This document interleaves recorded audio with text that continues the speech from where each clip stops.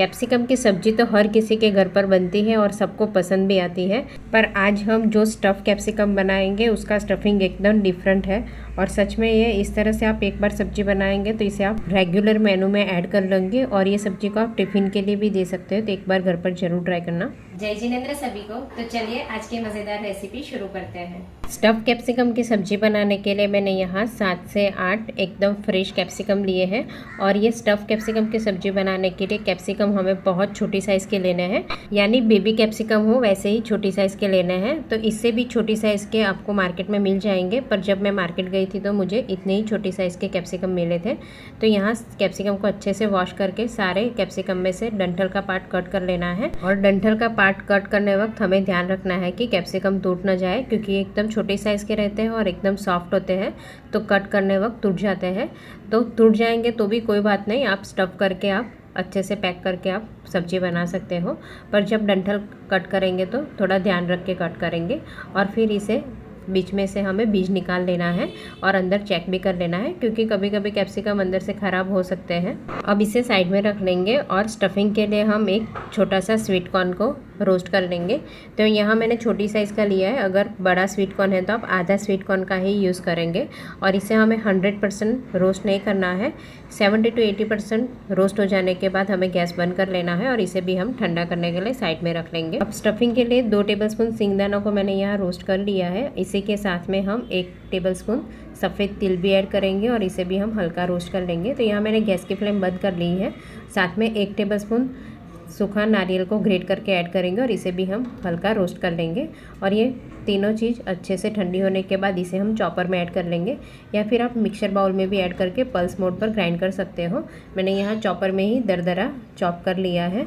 तो देखिए यहाँ इस तरह से सारे मसाला हमें एकदम फाइन ग्राइंड नहीं करना है। ये स्टफिंग के लिए हम सारा मसाला थोड़ा सा दरदरा ग्राइंड करेंगे तो उसका टेस्ट बहुत अच्छा आएगा।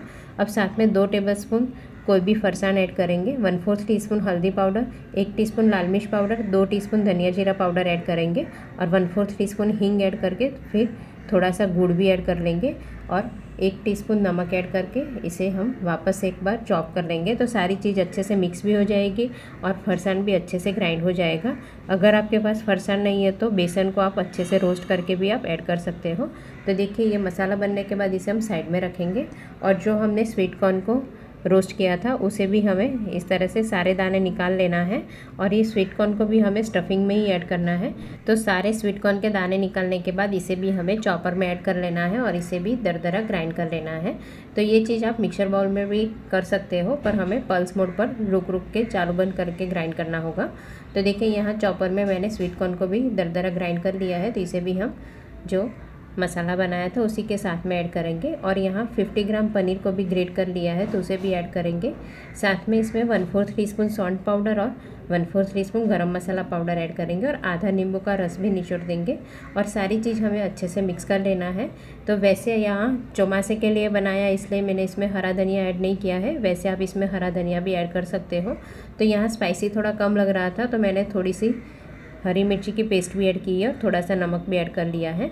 तो यहाँ सारी चीज़ अच्छे से मिक्स करने के बाद एक बार टेस्ट कर लेंगे। तो यहाँ स्टफिंग बनकर तैयार है। अब हम ये स्टफिंग को कैप्सिकम में ऐड करेंगे। तो यहाँ कैप्सिकम को भी मैंने पहले से डंठल को कट कर दिया था।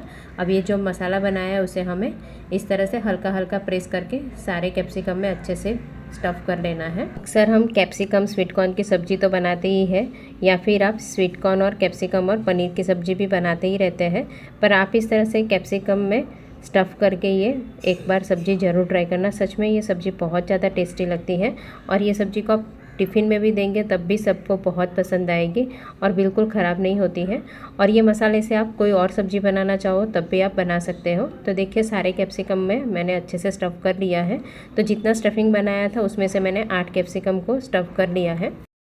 अब सब्ज़ी के लिए कढ़ाई में 1 टेबलस्पून ऑयल, 1/4 टीस्पून जीरा, चुटकी भर हींग और चुटकी भर हल्दी पाउडर ऐड करेंगे। और ये जो हमने स्टफ़ किए थे कैप्सिकम वो एक एक कैप्सिकम को हम इस तरह से कढ़ाई में रख देंगे। आप चाहो तो ये सब्ज़ी पैन में भी बना सकते हो। और ये जो थोड़ा बहुत मसाला बच गया था वो भी ऐड कर लेंगे और चम्मच से एक बार अच्छे से मिक्स करके इसे हम ढककर पकाएंगे। तो यहाँ ध्यान रखना है कि गैस की फ्लेम स्लो रखेंगे, जिससे ये धीरे धीरे पकता जाएगा तो कैप्सिकम भी सॉफ्ट हो जाएंगे। अब ढकने के बाद ढक्कन के ऊपर हम थोड़ा सा पानी ऐड करेंगे, जिससे कैप्सिकम अंदर से बिल्कुल जलेंगे नहीं। और प्लेट के ऊपर पानी ऐड किया है तो अंदर स्टीम बनेगी और कैप्सिकम बिल्कुल जलेंगे नहीं। अगर ज़रूरत लगे तो आप कैप्सिकम के साइड में भी 1 से 2 चम्मच पानी ऐड करके फिर ढक कर पका सकते हो। तो देखिए बीच बीच में हम 2 से 3 बार ढक्कन खोल लेंगे और कैप्सिकम की साइड चेंज कर लेंगे, जिससे सारी बाजू से कैप्सिकम अच्छे से सॉफ्ट हो जाए। तो इसे हमें ज़्यादा ओवर कुक नहीं करना है, इस तरह से हम प्रेस करके चेक कर लेंगे। तो देखिए कैप्सिकम अच्छे से पक गए हैं, तो इतने ही सॉफ्ट होने तक पकाना है। और देखिए बिल्कुल कढ़ाई में कुछ चिपका नहीं है और ना सब्ज़ी जली है। तो ये सब्ज़ी को आप गर्मा गर्म सर्विंग प्लेट में सर्व करेंगे। बहुत ही मज़ेदार चौमासा स्पेशल स्टफ़ कैप्सिकम की सब्ज़ी बनकर तैयार है। और इसे आप रोटी पराठा किसी के भी साथ सर्व कर सकते हो, या फिर इसे आप टिफ़िन के लिए भी दे सकते हो। तो एक बार घर पर ज़रूर ट्राई करना। Thank you.